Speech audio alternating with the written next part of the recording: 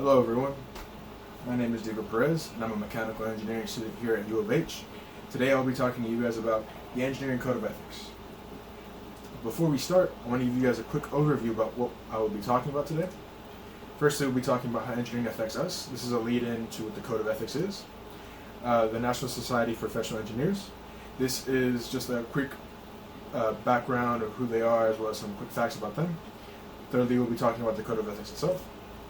And lastly, we'll be talking about the first rule of practice, which is a specific code in the Code of Ethics. How engineering affects us? Well, products of engineering can be seen all around us today, from their bridges and highways we use to commute from home to work or from home to school, to things like this mechanical pencil pen hybrid I bought on Amazon a few weeks ago. I use this in every one of my classes here at U of H.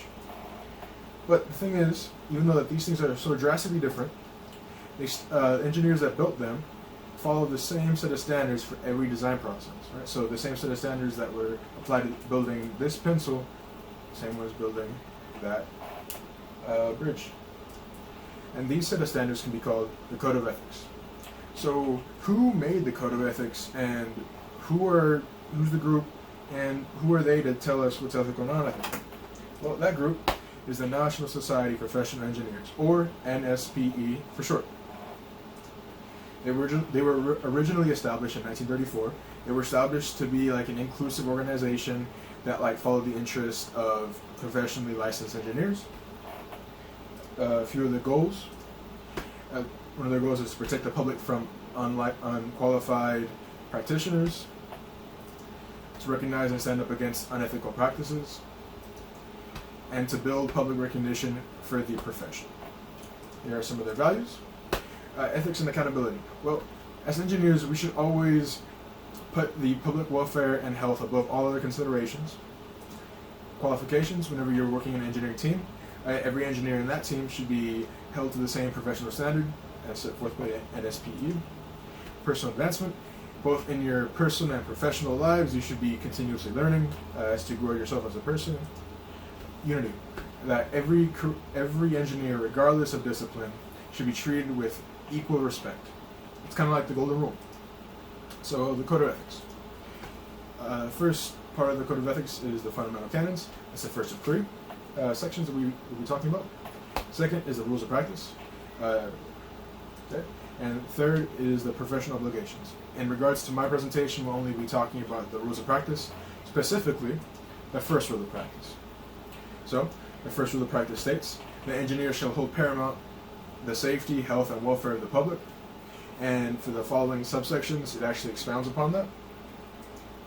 So, the first one says, notify employer if circumstances endanger life or property. Very straightforward.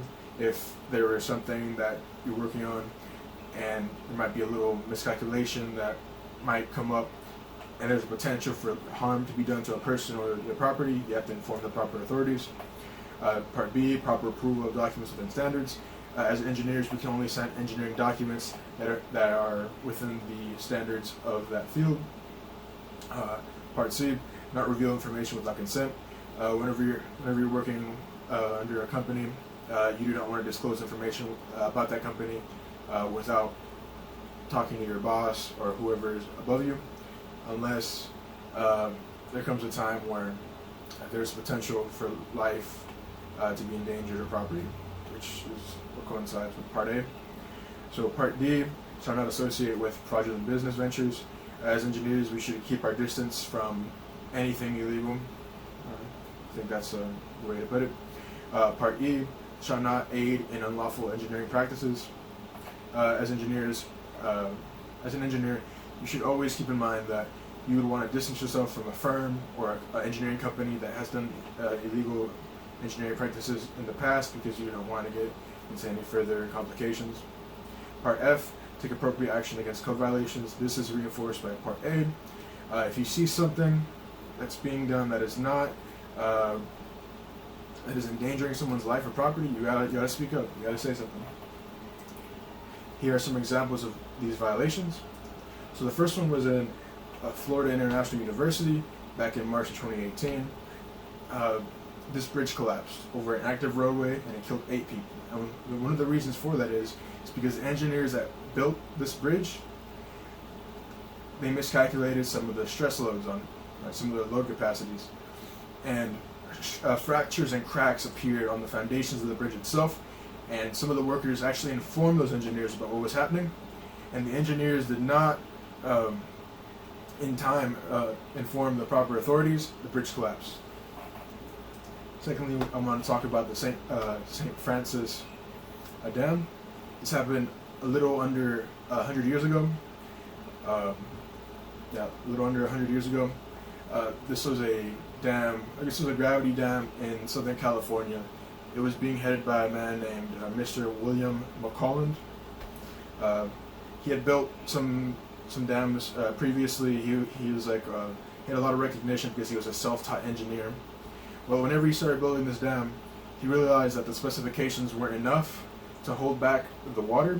So he built it 10 feet higher than what it originally was, and then he built that 10 feet higher upon that, making this the correct height, but he didn't expand the width of the dam itself. So there was a lot of stresses put on the dam, and there appeared cracks and leaks. Typically you don't want a leak in your dam, right? So while these leaks and cracks sprung up all across the dam, Mr. McCollin said, "No, it's okay," and continued forward with the construction. Well, after a while, the dam broke, spilled open, let all the water out, and it killed over 400 people. This dam failure is said to be one of the worst civil engineering failures in the 20th century.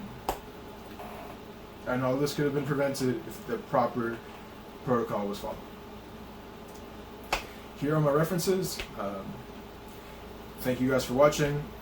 Comment below, let me know what I did, what I didn't do, on what I can improve on. I hope you guys are having a good day. Goodbye.